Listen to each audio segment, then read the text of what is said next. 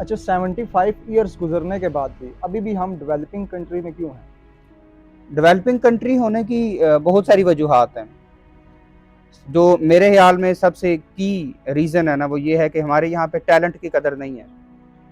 पिछले 1 साल में तकरीबन 1 मिलियन लोग, अच्छा। प्रोफेशनल्स यहाँ से बाहर कई ममालिक में जा चुके हैं। बिल्कुल ब्रेन ऐसी ड्रेन बात इसे कहते हैं। है। बिल्कुल। बहुत ज़्यादा ब्रेन ड्रेन हुआ है यहाँ पे। बिल्कुल। ज़ुल्फ़िकार अली भुट्टो के दौर की बात है कि ये बनाया गया, मंसूबा बनाया गया, भई हम सीमेंट इंडस्ट्री को फ्लोरिश करेंगे। अच्छा। सीमेंट इंडस्ट्री फ्लोरिश होगी, हम कंस्ट्रक्शन की इंडस्ट्री को फ्लोरिश करेंगे। अच्छा, जब ये प्लान दिया गया तो सबसे पहले डिसाइड ये हुआ कि इसके एक्सपर्ट्स कहाँ से आएँगे। एक्सपर्ट्स का डिसाइड ये हुआ भई ये अमेरिका से आएँगे। अच्छा। अमेरिका किसी कंपनी से राब्ता किया गया, मिलियंस ऑफ डॉलर्स में वहाँ पे कॉन्ट्रैक्ट हो गया जनाब। वहाँ से एक टीम बुलाएगी, उस टीम को हेलीकॉप्टर स्पेशली दिया गया, 5 स्टार होटल्स में उनको रिहाइशें दी गई, अच्छा। सिक्योरिटी के ऊपर बहुत सारा खर्चा किया गया, प्रोटोकॉल दिया गया। करना उन लोगों ने क्या था कि जस्ट ये आपके नॉर्दर्न एरियाज़ वगैरह के एरियाज़ में उन्होंने विजिट्स करने थे, बाय एयर उन्होंने विजिट्स करने थे और उन्होंने एक रिपोर्ट बना के हमारी गवर्नमेंट को सिर्फ पेश करनी थी कि यहाँ पे आप ये इंडस्ट्री का सेटअप लगा सकते हैं। खैर, इसको प्रैक्टिकली जब इम्प्लीमेंट किया गया, लाखों पाउंड डॉलर्स का उसके ऊपर खर्चा आया। जब ये टीम कुछ 4-5 लोगों की यहाँ पे आई, इन्होंने अपना सारा विज़िट किया।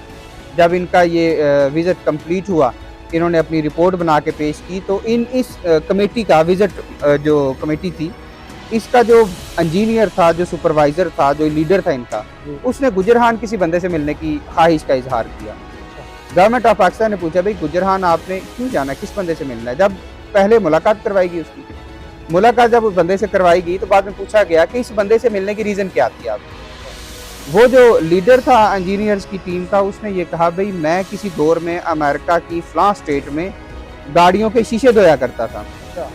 ये बंदा वहाँ पे एक दफ़ा एक सिग्नल पे इसकी गाड़ी रुकी, मैंने इसके गाड़ी का शीशा साफ़ किया। भीख मांगता था वो बंदा। वो कहता है जब मैंने शीशा साफ़ किया तो इस बंदे ने मुझसे बात की, मुझसे मेरे घर-बार का पूछा। मैं एक हाउसलेस बच्चा था। इसने मुझे अपनी गाड़ी में बिठाया, मुझे इसने प्रैक्टिस ट्रेनिंग्स दी। ये इंजीनियर था और इसी फ़ील्ड का इंजीनियर था। अच्छा। और मैं जो कुछ हूँ, मेरी उँगली पकड़ के सिखाने वाला ये बंदा है जो आपके गुजरहान में बैठा हुआ है। मतलब टीचर है। वो ये मेरा टीचर है जो आपके गुजरहान में बैठा हुआ है। तो इसने उँगली पकड़ के बचपन से मुझे सिखाना शुरू किया और आज मैं जो कुछ भी हूँ, मैं इस बंदे की वजह से हूँ जिसको मैं गुजरहान मिलने के लिए गया था। अच्छा। कोई क्लैश बना, कोई वजह बनी, कोई क्राइम हुआ, व्हाटसएवर जो भी हुआ, वो अमेरिका से वो बंदा पाकिस्तान वापस आ गया और कसम कुर्सी की ज़िंदगी गुजार रहा था, जो शायद 3 वक़्त की रोटी भी जिसको अवेलेबल नहीं थी। बिल्कुल। लेकिन उसी के गाइडेड जो लोग हैं, वो हम अमेरिका से बुला के तो मिलियंस ऑफ डॉलर्स हम उनके ऊपर एक्सपेंस कर रहे हैं। बिल्कुल ऐसी बात तो बात यह है कि हमें टैलेंट हंटिंग करनी है, हमें अपनी कंट्री में टैलेंट हंटिंग करनी है। है। बिल्कुल। बहुत सारे सर्वेज़ हैं जिनमें ये चीज़ प्रूफ हो चुकी है कि एशिया के बाद ये पाकिस्तान के बाद स्पेशली जो पोठोहार का एरिया है, यहाँ पे पैदा होने वाले बच्चे बड़े जीनियस होते हैं, बड़े शार्प माइंड होते हैं। सिर्फ टैलेंट हंट करने की ज़रूरत है। तो हमारे डेवलपिंग कंट्री होने की रीज़न ही ये है कि हमने कभी भी अपने टैलेंट के ऊपर इन्हिसार किया ही नहीं है।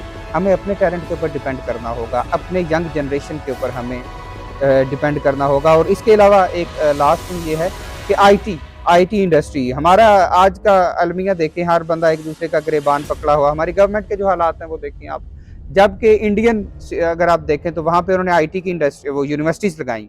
आज आईटी में वो लीड कर रहे हैं दुनिया को, दुनिया की एक बहुत बड़ी इकोनॉमी बनने के लिए वो जा रहे हैं। तो हम कहाँ पे हैं? हम आज भी 2-3 बिलियन डॉलर्स का कर्जा लेके तो मिठाइयाँ बाँटते हैं। तो हम तो मकरूज़ ही रहेंगे जब तक हम अपने टैलेंट की कदर नहीं करेंगे। जैसे भी हम यूट्यूब वगैरह अगर हम यूज़ करते हैं, तो वहाँ पे 50% तक तकरीबन हमें इंडियन ही नज़र आते हैं। आप यूट्यूब ले लें, आप गूगल की बात कर लें, आप उस पे चले जाएँ, अमेज़न पे चले जाएँ, तकरीबन हर जगह पे आपको इंडियन लोग ही छाए हुए नज़र आएँगे। बिल्कुल। तो हमें ये दौर है आईटी का। बिल्कुल। देखें, डायनासॉर और चींटी कहा जाता है कि इनका एरा एक ही है।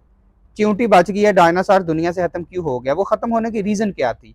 रीज़न ये थी कि जिसने अपने आप को वक़्त के साथ चेंज किया, बिल्कुल। वो सर्वाइव कर गया। बिल्कुल। और जो हालात के सामने खड़ा हो गया और खुद को चेंज नहीं किया, वो चाहे डायनासॉर से क्यों ना हो, बिल्कुल। खत्म हो गया। सो हमें भी वक़्त के साथ खुद को चेंज करना होगा। तो अगर हम खुद को चेंज करेंगे, अपने टैलेंट की कदर करेंगे, तो डेफ़िनेटली वो हमें ज़्यादा वक़्त नहीं लगेगा। सूफ़ी बरकतुल्लाह ने ये कहा था कि बहुत जल्द वो वक़्त आएगा कि हम दुनिया के फ़ैसले करेंगे, अगर यूएनओ हमारी हाँ में हाँ मिलाएगा, हमारी ना में ना मिलाएगा, अगर ऐसा ना हुआ तो मेरी कब्र पे थूक के जाना, ये बहुत बड़ी स्टेटमेंट थी सूफी बरकतुल्लाह की। लेकिन हमें उस पोजीशन पे जाने के लिए अपनी ज़ात के अंदर चेंजिंग्स लेकर आना ज़रूरी बिल्कुल, है, खुद को बदलना पड़ेगा। खुद को बदलना पड़ेगा।